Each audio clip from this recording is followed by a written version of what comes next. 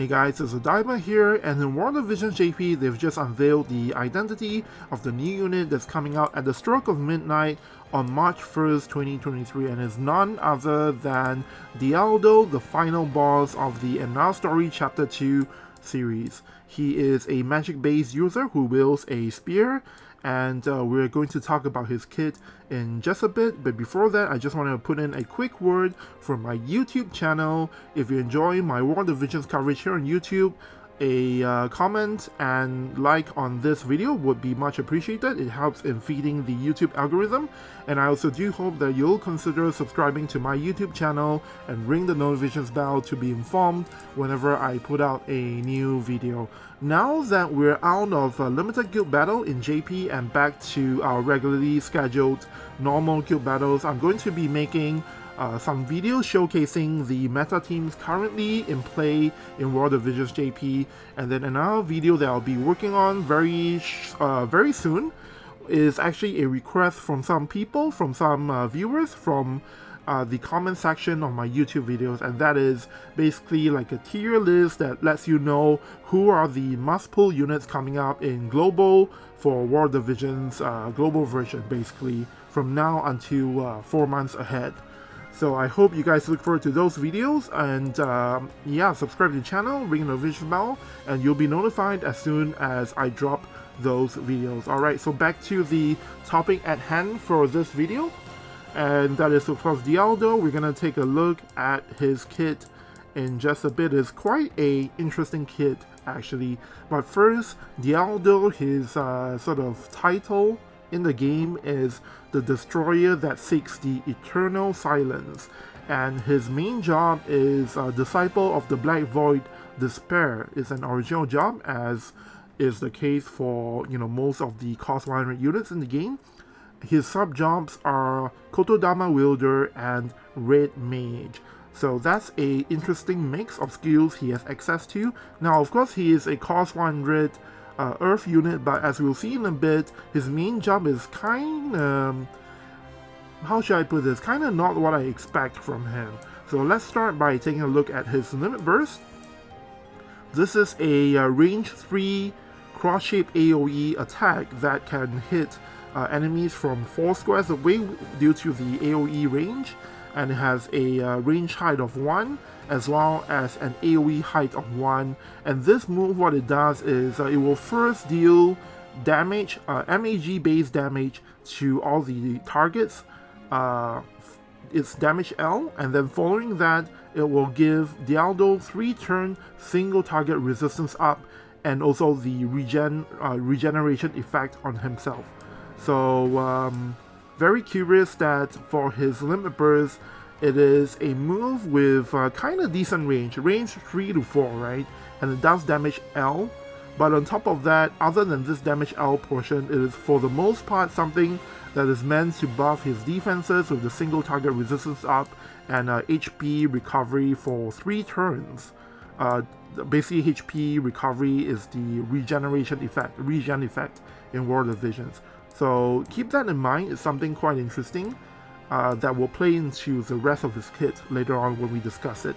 Now the second move that has been unveiled for Dialdo is a self-buff move here, I believe. And it is a move that will give him 3-turn defense up as well as 3-turn, this is the new mechanic here, 3-turn debuff resistance rate up. And on top of those two things, he will also get a reaction effect for 3 turns that will, whenever Dialdo takes damage from a physical attack move, there is a chance that he will decrease the damage by that for a bit. So basically, the latter part here, the reaction move, is kind of similar to Paladin Guard. So the way I see this self-buff move is that it gives you 3 things. It gives you 3-turn defense up, it gives you 3-turn debuff resistance rate up, and finally it gives you 3-turn Paladin Guard. Finally, the third move that has been unveiled for Dialdo is this thing here, which is a it's a single target attack, one with only range 1 and a range height of 1.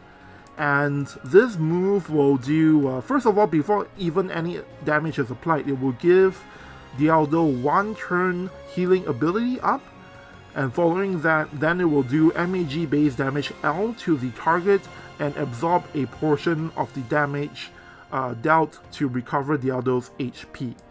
Now, between these skills, I think you kind of have a good picture of what kind of a unit Dialdo is, but before we discuss that, let's get into his master ability as well. His master ability for the Earth Ally part is the typical thing that everybody gets. To all Earth allies, they will get HP, or rather maximum HP plus 10%, as well as Earth ability attack plus 15.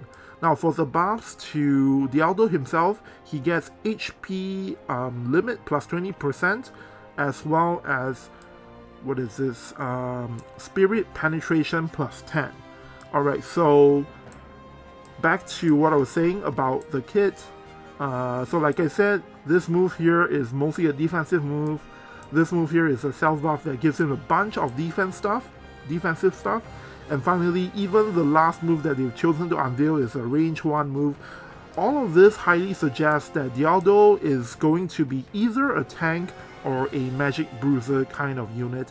And in fact, all these moves here that he has, that has been unveiled for him, remind me of the way that Alphonse Elric works in the game right now. So Alphonse Elric, he is a unit that can actually do quite a bit of attack, quite a bit of damage, but he is obviously first and foremost a tank. And as a result of that, he has kind of these kind of moves as well, all of which are short range.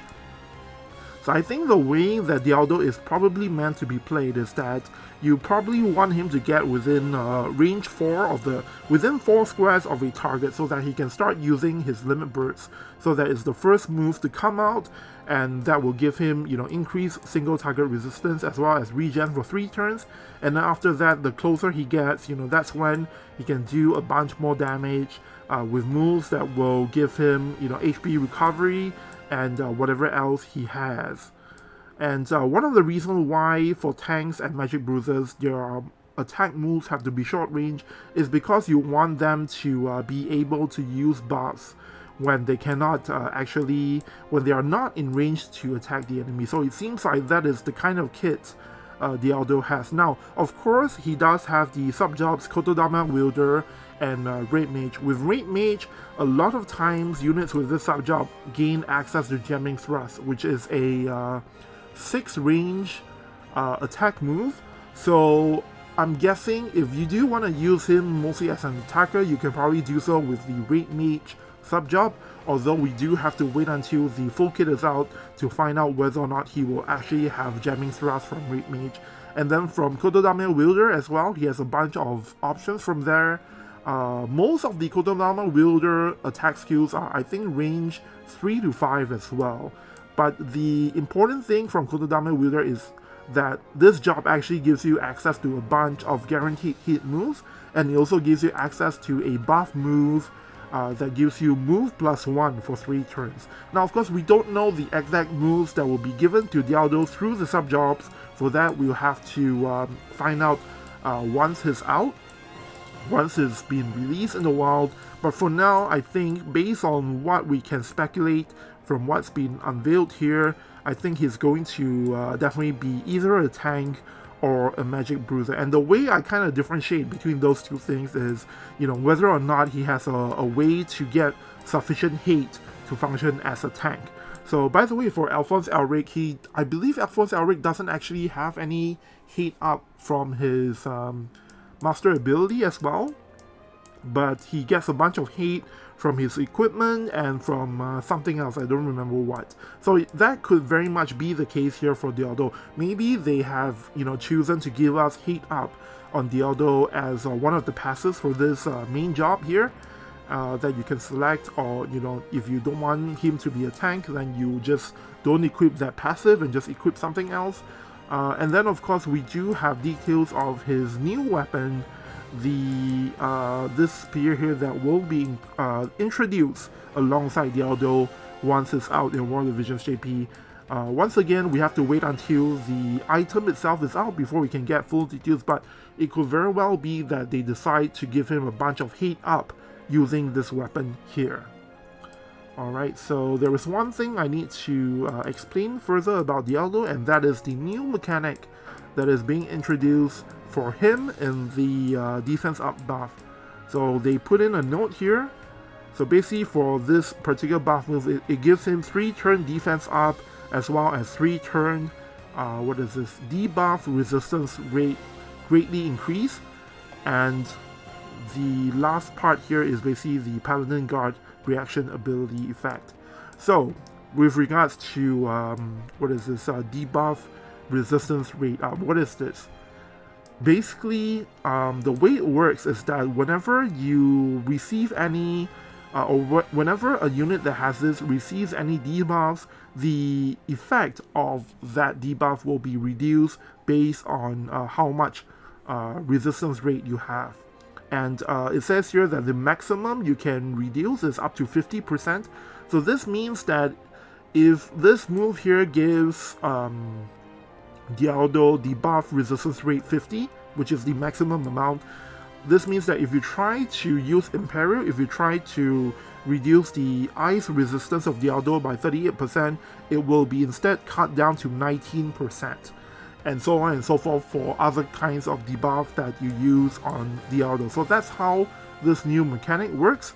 Like I said earlier, they have specified that the way this mechanic works is that the maximum you can reduce is only up to 50%. And the other thing you need to note is that this effect, the debuff resistance rate effect, can be dispelled by any moves that dispels all effects.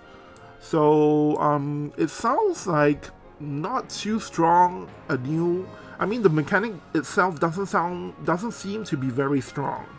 But the upside of something like this is that it applies to every single debuff in the game. So maybe there could be some practical applications to this, but we really have to wait until people have a chance to play with it and to properly test it before we can learn how much of an impact this makes to the metagame at large.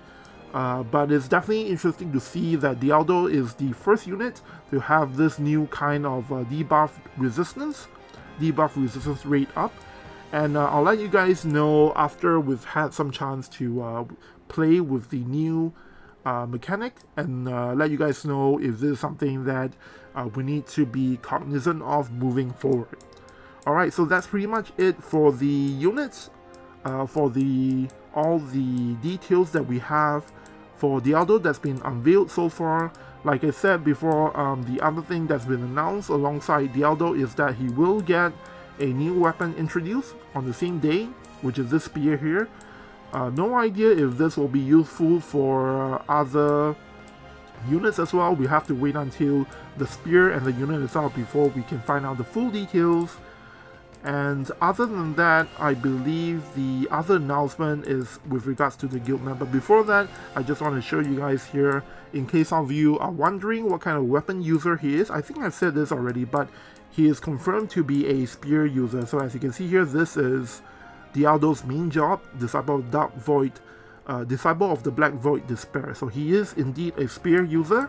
For those of you who want to start experimenting and start theory crafting on what kind of vision cards he can benefit from.